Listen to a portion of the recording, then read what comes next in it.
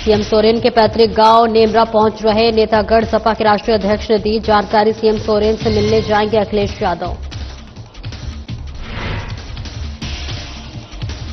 जामताड़ा में फाइलेरिया उन्मूलन अभियान की शुरुआत स्वास्थ्य मंत्री ने की। कार्यक्रम की शुरुआत स्वास्थ्य मंत्री ने खुद किया दवा का सेवन।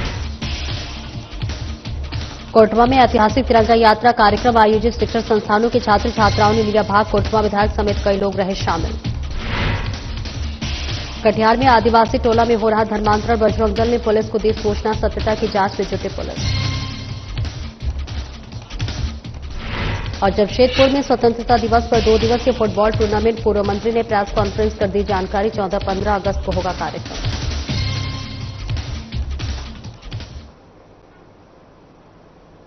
नमस्कार, स्वागत है आपका। मैं हूं आपके साथ सपना दीपक मदेशिया। बुलेटिन का आगाज करेंगे।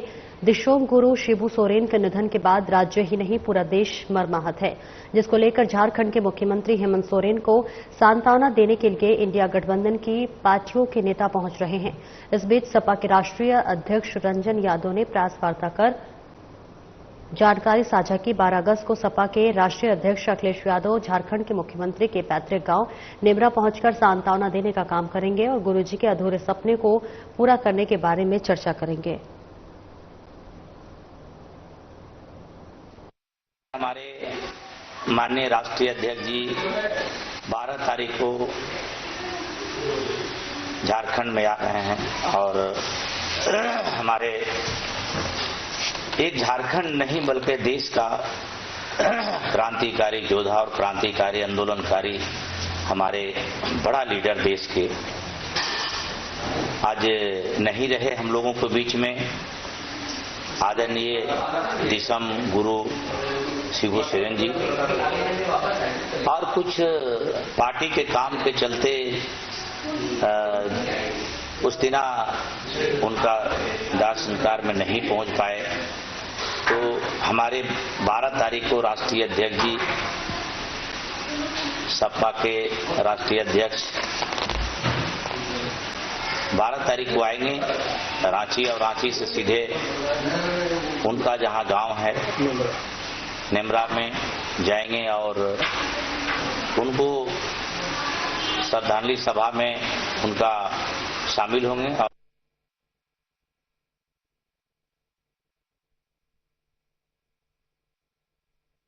को दिखा रहे हैं जहां पर दिशम गुरु शिबू सोरेन के निधन के बाद राज्य ने पूरा देश मर्माहत है और जिसको लेकर झारखंड के मुख्यमंत्री हेमंत सोरेन को सांत्वना देने के लिए इंडिया गठबंधन की पार्टियों के नेता पहुंच रहे और इस बीच सपा के प्रदेश अध्यक्ष रंजन यादव ने प्रेस वार्ता की और जानकारी साझा की कि 12 अगस्त को सपा के राष्ट्रीय अध्यक्ष अखिलेश यादव झारखंड के मुख्यमंत्री के पैतृक गांव नेमरा पहुंचकर श्रद्धांजलि देंगे।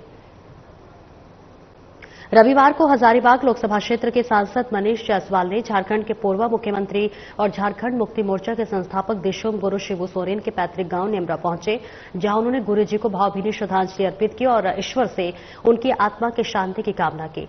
इस दौरान सांसद मनीष जायसवाल ने झारखंड के वर्तमान मुख्यमंत्री हेमंत सोरेन और उनके परिवार से मिलकर गहरी शोक संवेदना भी प्रकट की।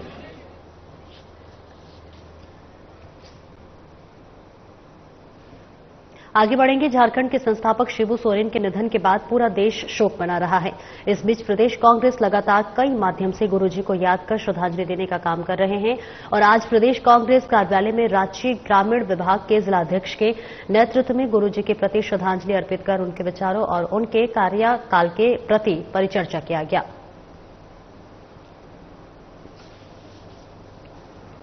गुरुजी के निधन के उपरांत पूरे राज्य की जनता जिस तरह से अपने आप को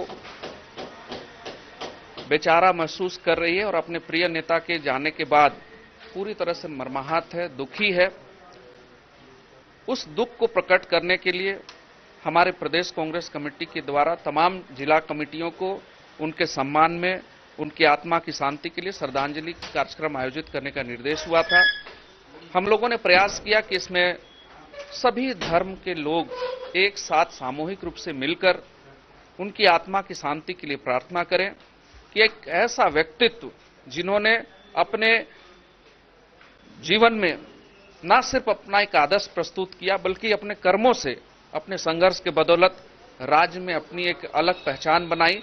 पूरे देश स्तर पर उनकी पहचान कायम है। आज पूरा देश उनके जाने के बाद रो रहा है।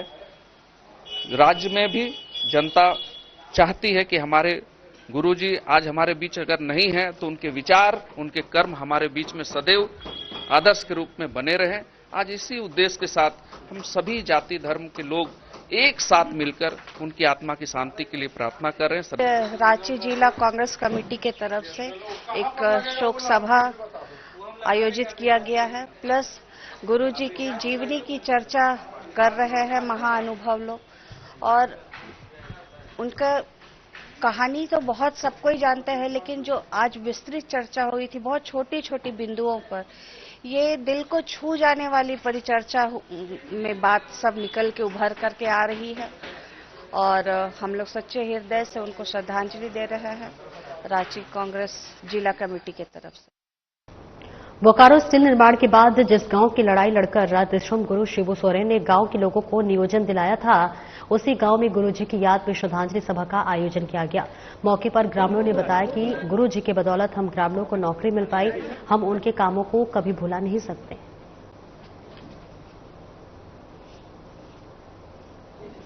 लेकिन गुरुजी हमारे नहीं, पूरे विश्व के गुरु थे। आदिवासी समाज के गुरु थे, दलित के गुरु थे, पिछड़े के गुरु थे, और गुरु हम लोग मानते आए हैं। हम लोग गुरुजी के निधन के बाद हम लोग बहुत शोक में रह गए, और ये क्षतिपूर्ति होना संभव है। गुरुजी हम लोग के लिए, इस गांव के लिए, लेवाटाड़ के लिए बहुत कुछ किए। तो झारखंड के लिए तो लड़े ही, मेरे गांव के लिए भी लड़े। भतुआ पंचायत अंतर्गत टोला लेवाटाड़ में दिशोम गुरु शिबू सोरेन की श्रद्धांजलि सभा रखा गया है। उसमें हम सभी ग्रामीण उपस्थित हुए हैं और श्रद्धांजलि क्या पुष्प दे के हम लोग श्रद्धांजलि मना रहे हैं। चूंकि गुरुजी का लेवाटाड़ एक बहुत ही बड़ा गढ़ हुआ करता था। गुरुजी हम लोग के लिए बहुत कुछ किए हैं। जब बीएसएल को, जब हम लोग हमारे जमीन को अधिकृत किए थे, उस समय बीएसएल नौकरी देने में आनाकानी कर रही थी।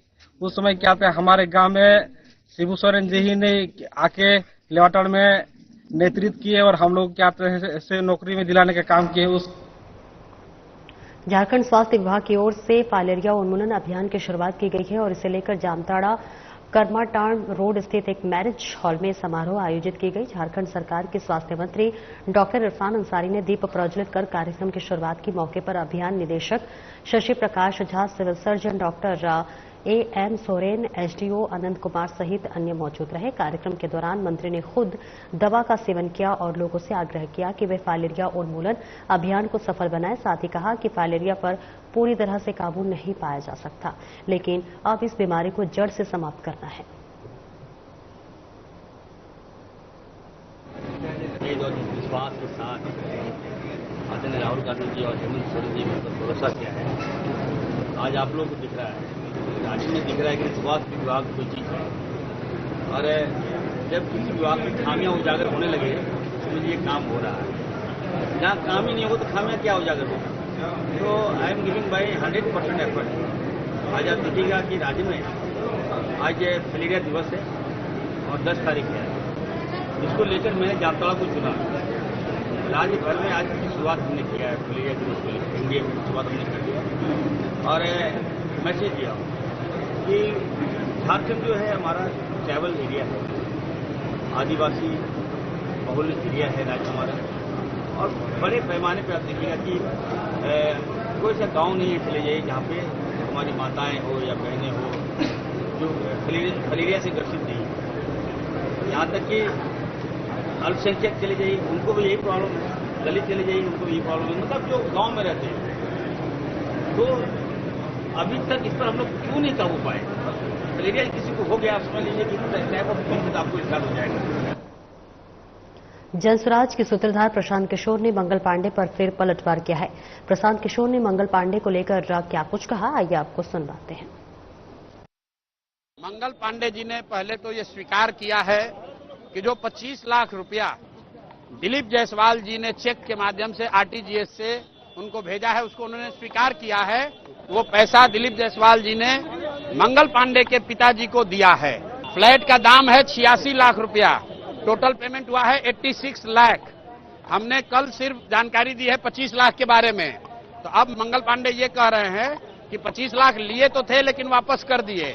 तो चलिए अगर वो बात मान भी ले तो अब आप लोग मंगल पांडे बता दें कि बाकी का 61 लाख रुपया कहां से आया था वो बताइए, नहीं तो वो भी प्रशांत किशोर अब जारी करेंगे।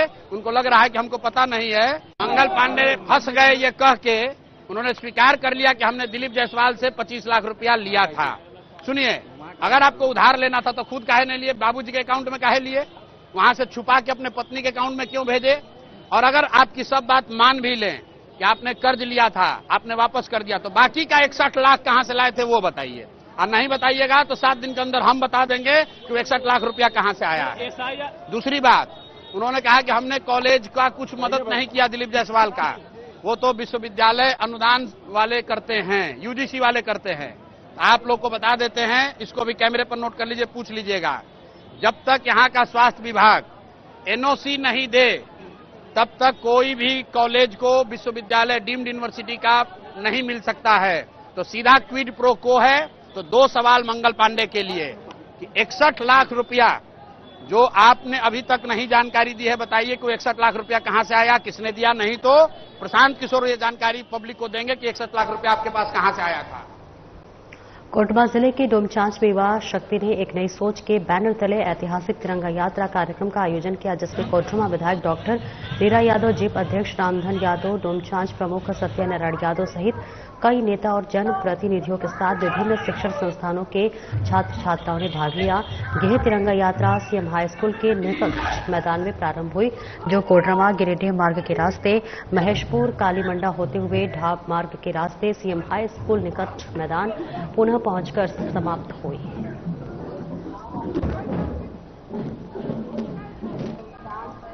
और यहाँ हर एक वर्ष की भांति आज तिरंगा यात्रा में हम शामिल हुए हैं और यहाँ पर शामिल होने में अलग से गर्व महसूस होता है, क्योंकि ये तो एक शहीदों की पावन धरती है। देखिए अभी हम लोग शहीद स्थल जाएंगे, वहाँ पर श्रद्धांजलि अर्पित करेंगे और हम शुरू से ही शहीदों की धरती में सबसे पहले कोई भी कार्यक्रम होता है तो पहला झंडोत्तोलन यहीं से शुरू किए हैं। तो यहाँ पर हर एक वर्ग के लोग, हर स्कूल, कॉलेज, एनसीसी की छात्र छात्राएं, यहाँ पुलिस प्रशासन के लोग और हर संगठन के लोग, युवा शक्ति। तिरंगा यात्रा में जिन सैलाब लोग उमड़ चुके हैं और लगातार कई एक वर्षों से डोमचांच की धरती में जहाँ जो शहीद स्थल है और यहाँ के 4 शहीद हुए थे देश की आजादी में 1942 में, तो भारत छोड़ो आंदोलन की शुरुआत हुई थी और महात्मा गांधी का जो नारा था करो या मरो के नारा के साथ यहाँ के लोगों ने भी बढ़ चढ़ कर हिस्सा लिया और उसमें 4 लोग शहीद हुए थे। उनकी याद में और पूरे हिंदुस्तान में लगातार 9 तारीख को जनता क्रांति दिवस के अवसर पर यह यात्रा निकाला जाता है और ठीक उसी के तहत आज डोमचांच में शहीदों की धरती स्थल पर यहाँ पर पूरा कारवां 10,000 लोग तिरंगा यात्रा में शामिल है और यह परंपरा जो शहीद हुए हैं, जो बलिदानी दिए देश के प्रति, उनके प्रति यह जो श्रद्धांजलि के बतौर जो किया जाता है। कुशवाहा विकास मंच के तत्वाधान में लव कुश जयंती का भव्य आयोजन किया गया। कार्यक्रम की शुरुआत मंगलाचरण एवं लव कुश की प्रतिमा पर माल्यार्पण और दीप प्रज्वलन से हुई। इसके बाद मंच के पदाधिकारियों और अतिथियों ने लव कुश के जीवन, आदर्शों और वीरता से प्रेरणा लेने की बात कही। वक्ताओं ने बताया कि लव कुश सत्य, साहस और धर्मनिष्ठा की प्रतीक है। उनके जीवन से आज की युवा पीढ़ी को निष्ठा, त्याग और अनुशासन का संदेश मिलता है।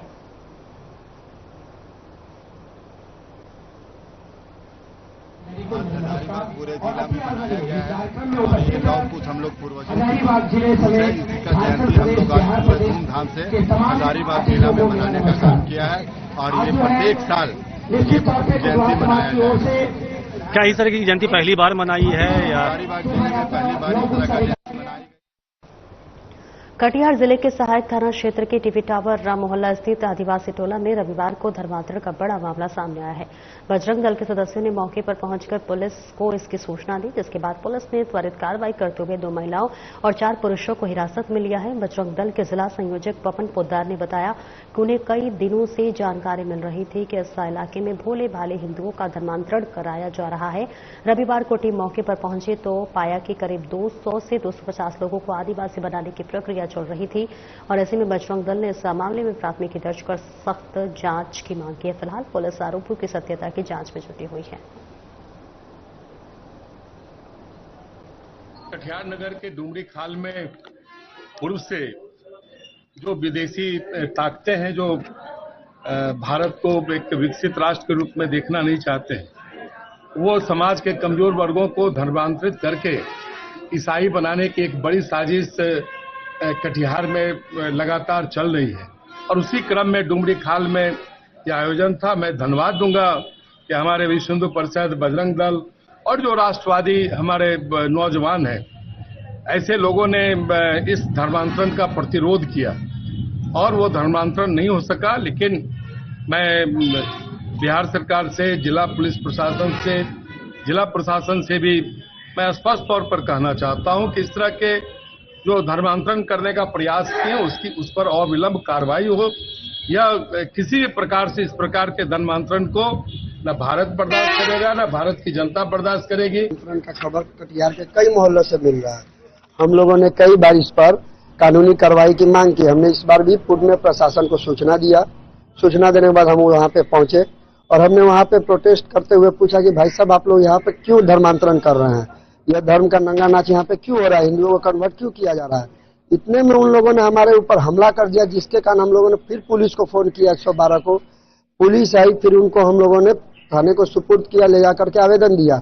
सोचिए, एक टट्टी का घर है और प्रत्येक कमरे में लैपटॉप पड़ा है, प्रत्येक कमरे में औरतों की चूड़ियां, सिंदूर और मंगलसूत्र की वर्दियां काट काट के रखी हुई है। हम लोग को जानकारी मिली कि टीवी टावर के पास में जो कदरसी मोहल्ला है, वहाँ पर सैकड़ों की संख्या में धर्मांतरण का कार्य चल रहा है।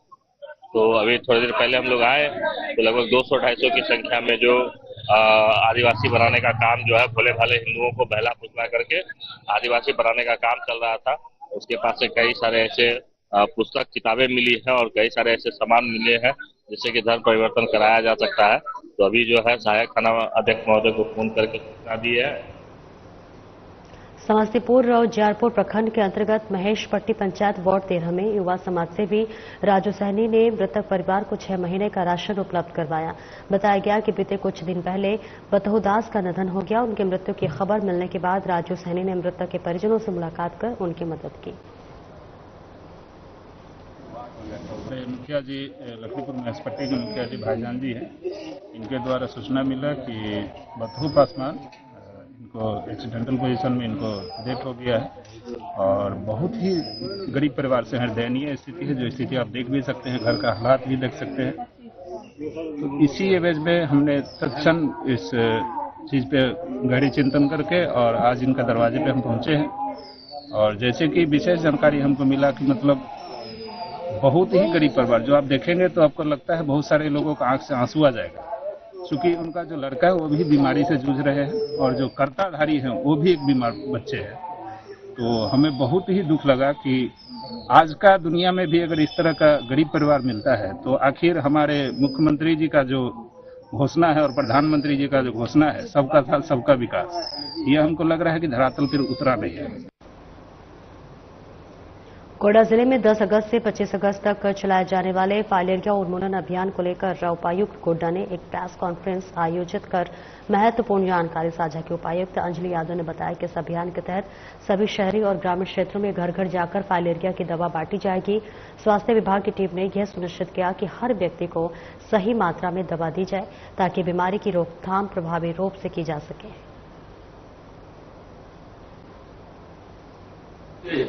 पूरे भारतवर्ष में 2030 तक यह शपथ लिया गया है कि हम लोग अपने भारतवर्ष के सभी एरियाज को कलेरिया से मुक्त घोषित करवाएंगे। इसके लिए हम सभी को जरूरत है कि हम कैसे इस साइकिल को, जो ट्रांसमिशन की साइकिल है, उससे हम लोग निकले बाहर। तो ज्यादातर लोग जो हम लोगों का गोड्डा जिला में जो प्रदर्शन पिछले कुछ सालों में रहा है वो सेटिस्फैक्ट्री नहीं रहा। जिस कंजम्पशन दवाइयों का होना था तो लोगों के द्वारा गोलियां ली जाती हैं लेकिन घर पे ले जाकर उसको खाया नहीं जाता है। क्यों नहीं खाया जाता? तो लोगों में ये बड़ा मिसकम्युनिकेशन है कि भाई हम तो ठीक है, हम दवाई क्यों खाएं, हम में कोई बीमारी नहीं है, हम में कोई ऐसा लक्षण नहीं है कि हम ये दवाइयां क्यों खाएं, या हमें 6-6, 7-7 गोली दी जा रही है, ये हमें क्यों दी जा रही है, हम क्यों खाएं, इतनी गोलियां कौन खाता है। ये कुछ मिसकंसेप्शन की वजह से लगातार हम लोग देख रहे हैं कि जिस डोज में कम से कम मिनिमम हम लोगों का टारगेट इस साल का है कि हम 80 to 85% लोगों को ये दवाइयां कंज्यूम करवाएं। तो ये वाला क्यों नहीं देखा गया, यही वाले कुछ मिसकंसेप्शन है। मेन 3 तरह की दवाइयाँ खिलाएं, अल्बेंडाजोल, डीईसी और आइवरमेक्टिन। लेकिन जो लक्षित समूह है 1 साल से जो 2 साल के बच्चे हैं उनको केवल आधी गोली अल्बेंडाजोल की खिलाई जाएगी, रेस्ट जो 2 दवा है उनको नहीं खिलाना है। फिर 2 साल से लेकर 6 साल तक के बच्चों को, 2 साल से लेकर 5 साल तक के बच्चों को अल्बेंडाजोल और डीईसी की गोली देना है। फिर 6 से लेकर के 14 साल तक के वो अल्बेंडाजोल और डीईसी की गोली देनी है। लेकिन ये जो है सो डोज फिक्स्ड है, लेकिन जो आइवरमेक्टिन की गोली जो दी जाएगी वो उम्र और हाइट के हिसाब से देना है। इसीलिए ट्रिपल ड्रग थेरेपी है, 3 दवा हम लोग इससे बचाव के लिए। जमशेदपुर के पोटका में प्रशासन ने अवैध गिट्टी लदे एक हाइवा को पकड़ा है। इसके बाद पोटका थाने में हाइवा चालक और गाड़ी मालिक पर मामला दर्ज कर लिया गया है और बताया जा रहा है कि गाड़ी में चालान नहीं था। गाड़ी में गिट्टी लादकर अवैध रूप से परिवहन किया जा रहा था। बता दें कि क्षेत्र में ये पहला मामला नहीं है जब प्रशासन ने अवैध गिट्टी और बालू परिवहन के खिलाफ कार्रवाई की है।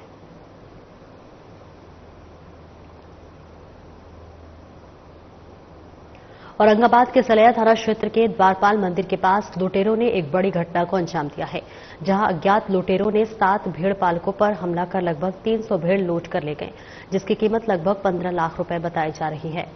बताया गया है कि भेड़ पालक द्वारपाल मंदिर के पास एक खेत में 1300 भेड़ लेकर रुके हुए थे और तभी 5 की संख्या में आए लुटेरों ने उन पर हमला कर हाथ पैर बांध दिया और 2 पिकअप वाहन में भेड़ लूट कर फरार हो गए। घटना के बाद पुलिस को सूचना दी गई और पुलिस ने जांच शुरू कर दी है।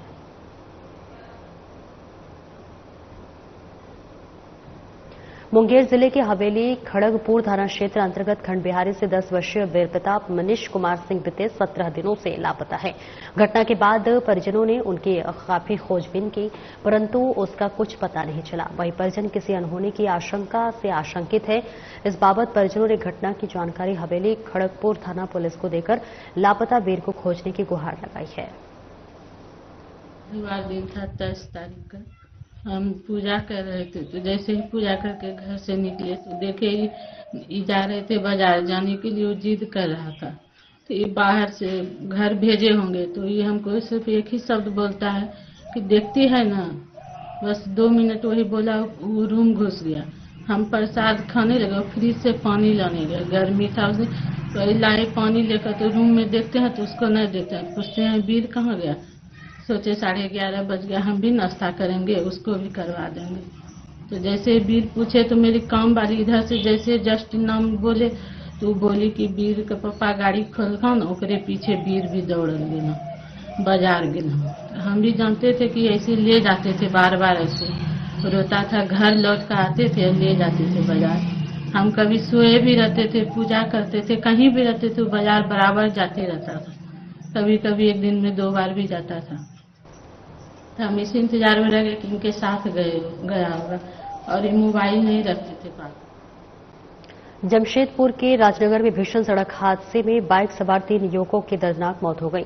घटना राजनगर थाना अंतर्गत लकड़ा कोचा मोड़ के समीप की है। वहीं घटना की सूचना मिलने के बाद मौके पर पहुंची पुलिस ने तीनों युवकों के शव को कब्जे में लेकर आगे की जांच में जुट गए हैं। घटना के संबंध में परिजनों ने बताया कि मृतक तीनों दोस्त हैं। तीनों बीती रात चाईबासा बहन के पास जाने की बात कहकर निकले थे। रविवार सुबह सूचना मिली कि तीनों की सड़क हादसे में मौत हो गई है। अच्छा, कहाँ जा रहा था ये लोग?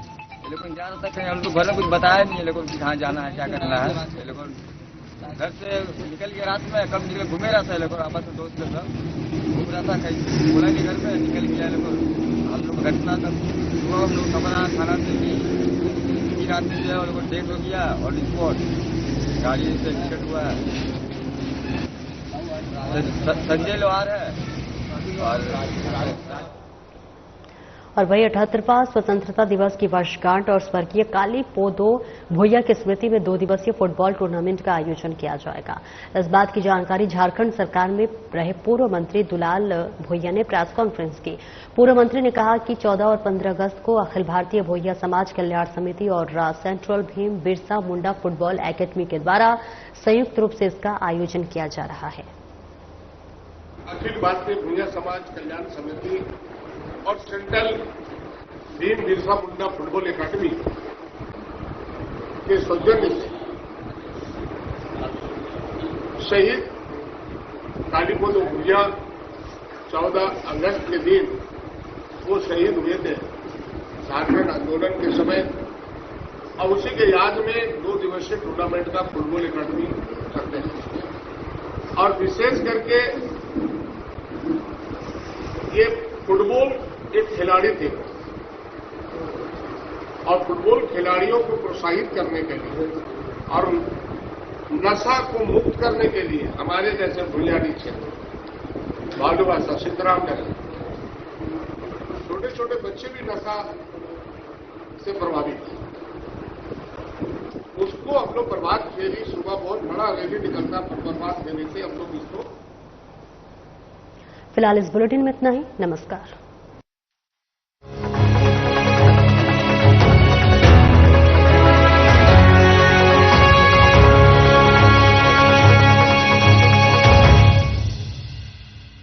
नमस्कार दोस्तों।